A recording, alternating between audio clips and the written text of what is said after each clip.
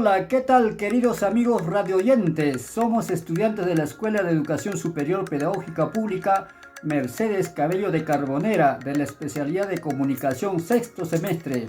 El día de hoy damos inicio con la transmisión de nuestro programa radial denominado Mundo Cultural Mercedino. Así es, amigos, darle la bienvenida a nuestro programa radial Mundo Cultural Educativo, que estará a cargo de Salvador Anquisenina y Yolanda González Aguirre, y quien les habla Hermógenes Mamani Quispe. Y ahora, amigos radiodientes, el día de hoy trataremos sobre los temas autor del siglo de oro, la importancia del bilingüismo y los signos de puntuación.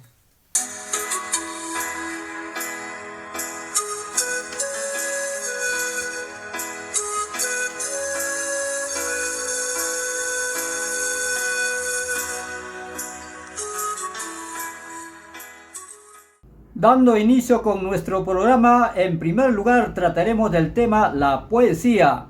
¿Ustedes saben qué es la poesía? Conceptualizando les diré que la palabra poesía proviene del término latino poesía, que a su vez deriva de un concepto griego. Se trata de la manifestación de la belleza o del sentimiento estético a través de la palabra, ya sea en verso o en prosa. De todas formas, su uso más usual se refiere a los poemas y composiciones en verso. Existen ciertas normas formales que hacen que un texto sea considerado como parte de la poesía, como los versos, las estrofas y el ritmo. Hermógenes, ¿nos puedes dar a conocer cuáles son las partes de la poesía? Claro que sí, Salvador. Las partes de una poesía son las siguientes. Por ejemplo, tenemos el título. Es el nombre que ha sido asignado por el autor para la poema. También tenemos el verso. Son las subdivisiones de oraciones o frases escritas en varias líneas que componen la estructura de una poema. Su contraparte vendría a ser la prosa. La estrofa. Se define como estrofa un conjunto de versos entrelazados entre sí con cierta cantidad de sílabas y rima. También tenemos el autor. Es el nombre dotado a las personas que han creado una obra literaria. El autor cuenta con la responsabilidad de su creación y está protegida por las leyes de derecho de autor, registrada oficialmente en copyright. De este modo nadie podrá capaz de piratear o distribuir de manera ilegal su trabajo. Por último tenemos la rima. Es la secuencia de sonidos de una expresión poética. Existen dos tipos de rima: rima asonante, repetición de sonidos de vocales, y también tenemos la rima consonante, repetición de sonidos entre consonantes y vocales. Yolanda, ¿tú sabes cómo se clasifica la poesía? Sí, Hermógenes, tenemos los tipos de poesía según el propósito. La poesía lírica, que es el estilo poético de los sentimientos del autor. La poesía épica representa la expresión de acontecimientos de índole histórico, se narra las proezas de héroes. Y la poesía dramática. Este tipo de poesía va de la mano con el teatro, que sirve como escenario para representar visualmente lo expresado en dicha poesía. También tenemos lo que es la poesía según la época, la poesía romántica, la poesía barroca, la poesía modernista, la poesía vanguardista y por supuesto la poesía contemporánea. Para concluir con el tema, Salvador nos hablará de un poema del siglo de oro y su autor. Efectivamente, hablar del siglo de oro es hablar del siglo XVI al siglo XVIII. En esta oportunidad les hablaré de Juan Boscán. Juan Boscán nació en Barcelona en 1493 y murió también en Barcelona en 1542. Provino de familia noble. Juan Boscán fue una de las figuras más importantes de la poesía renacentista española. Este poeta y traductor catalán escribió el primer poema del siglo de oro español que trataba sobre el tema de la mitología. Además, fue el primero en componer versos a manera de lírico italiano. Boscán estuvo en la renovación de la métrica española de la poesía. Su revolución también alcanzó al estrofismo, se dedicó a la creación de octavas reales, sonetos y tercetos. Una de sus poemas es la siguiente. ¿Quién dice que la ausencia? ¿Quién dice que la ausencia causa olvido? Merece ser de todos olvidado. El verdadero y firme enamorado está, cuando está ausente, más perdido. Aviva la memoria su sentido, la soledad levanta su cuidado. Hallarse de su bien tan apartada hace su desear más encendido. No sanan las heridas en él dadas, aunque cese el mirar que las causó, si quedan en el alma confirmadas. Que si uno está con muchas cuchilladas, porque huya de quien lo acuchilló, no por eso serán mejor curadas.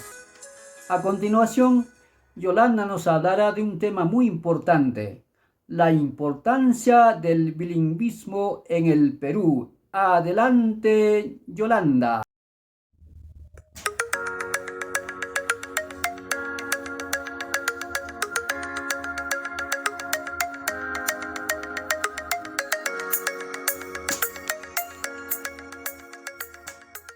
Gracias, Salvador.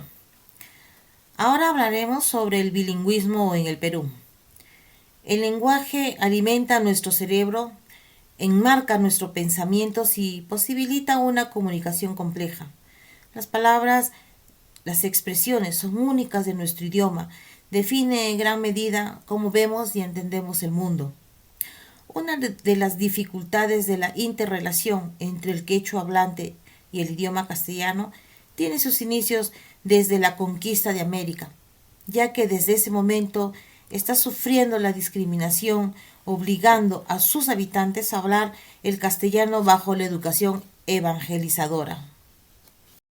El problema con el lenguaje peruano se debe a la diversidad de lenguas que existen en el país, de índole geográfico y político, lo que mayormente divide a las regiones, olvidando el valor del lenguaje, su inteligencia y la capacitación psicológica que cada individuo posee. Un conflicto en una sociedad multicultural y plurilingüe se da cuando se establece una relación jerárquica entre las lenguas, que se debe a las condiciones de poder entre los grupos lingüísticos, ya que el conflicto no ocurre entre las lenguas, sino entre sus hablantes. El verdadero contenido del conflicto está formado por varias normas antagónicas, ya que se encuentra en constante competencia. Como vemos, la discriminación se basa en los hechos de los que los hablantes han ido aprendiendo la lengua dominante muchas veces de forma violenta, que comenzó con la llegada de los españoles y que continúa hasta el presente, así como el racismo, problema que el Estado hasta el momento no ha podido solucionar o resolver. Como se ve, ahora resulta que el motoseo atribuido a la bruteza congénita o a la condición primitiva o silvestre del nativo no tiene ningún fundamento lingüístico ni extralingüístico. De esta manera, la cultura lingüística nos acerca cada día a nuestras raíces, lugares, y de esta forma se mantiene la continuidad del idioma nativo de cada región o lugar, salvando así a las minorías quechuahablantes de represiones y o discriminación. En la actualidad, le falta a la población tolerancia y sobre todo se debe tener en cuenta que este tipo de educación no solo se debe implantar en los centros educativos, sino llevar a los hogares donde permanecen más tiempo los estudiantes. Y tenemos la obligación de enseñarles el respeto hacia nuestro antepasado y cultura, lo cual nos lleva a ser ciudadanos con respeto a nuestra identidad nacional. Por último, ¿cómo podemos aportar a darle importancia a nuestro idioma en el Perú?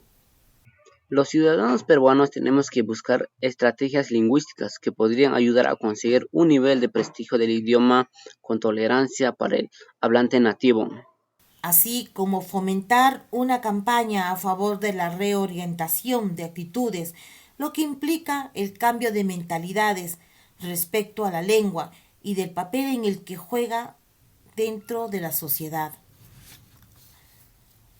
El respeto a los derechos humanos, para que no solo sea un sueño. No olvidar que nuestro idioma nativo representa nuestra identidad como región primero y luego como país. En conclusión, el bilingüismo es muy importante, sea cual sea su región, y que deberíamos fomentar a nivel nacional. Seguidamente, nuestro compañero Hermógenes nos hablará sobre los signos de puntuación.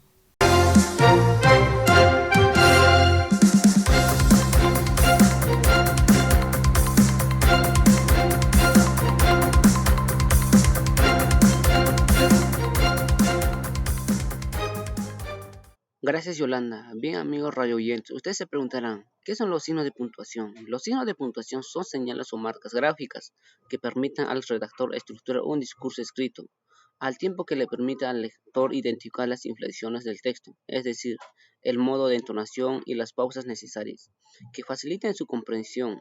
Y también los signos de puntuación cumplen una función importante en la lengua escrita, pues su correcto uso permite comprender de forma coherente y sin ambigüedades el contenido de un texto. Claro, compañero y amigos radioyentes, y hacerles recordar los principales signos de puntuación son el punto, coma, punto y coma, puntos suspensivos, signos de interrogación, signos de exclamación, paréntesis, corchetes, rayas y las comillas. Los signos de puntuación son aquellos caracteres ortográficos que nos ayudan a leer y escribir mejor. Claro, compañero y amigos radioyentes, y hacerles recordar los principales signos de puntuación son el punto, coma, punto y coma, puntos suspensivos, signos de interrogación, signos de exclamación, paréntesis, corchetes, rayas y las comillas. Claro, los signos de puntuación son todos aquellos signos ortográficos que delimitan las frases y los párrafos, establecen las jerarquías sintácticas de las preposiciones para conseguir estructurar al texto, ordenan las ideas y las jerarquizan en principales y secundarias. Ahora les daré a conocer las reglas del uso del punto. El punto señala la pausa con que se da fin al enunciado. Después del punto siempre se escribe en mayúscula. Existen tres clases de punto: el punto y seguido, el punto y aparte y el punto final. El punto y seguido nos dice que separa enunciados que integran un párrafo. Después del punto y seguido se sigue escribiendo en el mismo renglón. Si el punto está al final del renglón, se empieza en el siguiente sin dejar sangría. Por ejemplo, tenemos: me olvidé las llaves en mi casa, punto y seguido. Por suerte, en la oficina tengo una copia. Y tenemos también el punto y aparte. Nos dice que separa dos párrafos distintos. Después del punto y aparte se escribe una línea distinta. La primera línea se debe dejar una sangría o un espacio interior. Por ejemplo, tenemos: cualquier materia se puede clasificar en homogénea y heterogénea, de acuerdo a ciertas pautas. Punto y aparte. Por último, tenemos el punto final. Es el que cierra un texto. Por ejemplo, tenemos: y esa fue la historia como mis padres se conocieron y punto y aparte. Y estos son algunos ejemplos del uso de las reglas del signo de puntuación. Así es, amigos y amigas, y no se olviden de hacer el uso correcto de las reglas de signo de puntuación. Bien, amigos oyentes, así de esta manera damos por concluido nuestro programa radial denominado Mundo Cultural Mercedino. Gracias por escuchar nuestro programa radial. Será hasta la próxima oportunidad. Que tengan un buen día, amigos y amigas. Así es, amigos radioyentes. Y no se olviden de lavarse las manos con agua y jabón a menudo para prevenir el COVID-19. Claro, y también no se olviden, para evitar la propagación del COVID-19, seguir estas recomendaciones.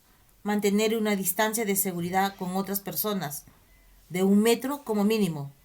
Utiliza mascarillas en público, especialmente en interiores de un local. Vacúnate cuando sea tu turno. Sigue las directrices sobre vacunación de las autoridades locales. Cuando tosas o estornudes, cúbrete la nariz y la boca con el codo flexionado o con un pañuelo. Si no te encuentras bien, quédate en casa.